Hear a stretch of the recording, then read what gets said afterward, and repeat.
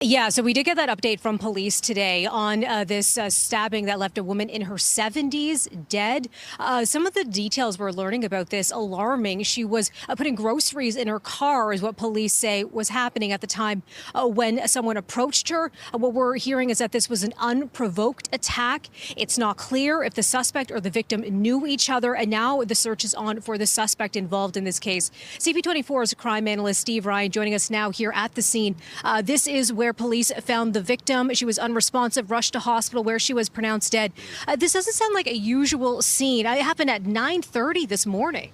9:30 this morning, and it doesn't appear that there's any nexus or connection between the suspect and the deceased. So these are the type of calls that are very concerning for law enforcement managers, because there's no explanation as to why this occurred. So a motive may be hard to establish, and anytime you have a homicide where there is no connection at all, it is very concerning. And the reason why we are understanding that this is considered an unprovoked attack, one of the reasons why is it seems that police are gleaning some information from surveillance video in this case. That's part of the reason why we have a suspect description. Just a short time ago, one of the latest updates from the scene, the vehicle was actually towed away from the scene. It's believed that's the vehicle where the groceries were being put into by this victim. I wonder what police might learn from this vehicle.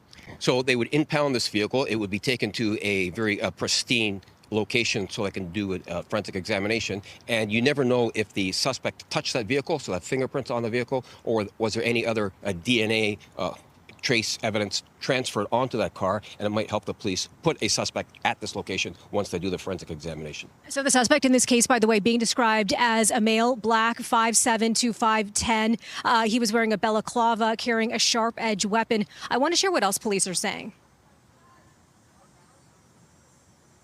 We do not have any information to suggest there's an ongoing threat to public safety at this time. However, we do encourage you to be aware of your surroundings. We are treating these investigations with the utmost of seriousness. Again, this was appears to be an unprovoked attack, and so it's being treated with the utmost seriousness. And we have many resources from across the city at the scene, trying to gather evidence and locate witnesses to figure out what occurred.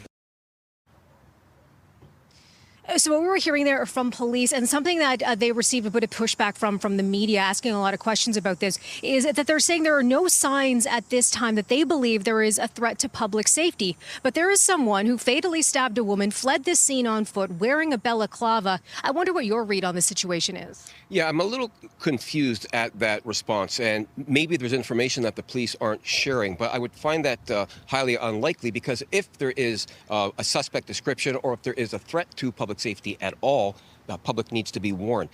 This would fit the definition of a threat to public safety. You've got a man in a balaclava stabbing a woman in her 70s randomly, unprovoked. That would fit that definition of threat to public safety. Steve Ryan helping us break down what happened here and this ongoing search for the suspect in this case. Again, what we're hearing is this is an unprovoked attack that left a woman in her 70s dead here, Bakari. The search for the suspect still underway. Back to you. Okay, CP24's Melissa Duggan. Melissa, thank you.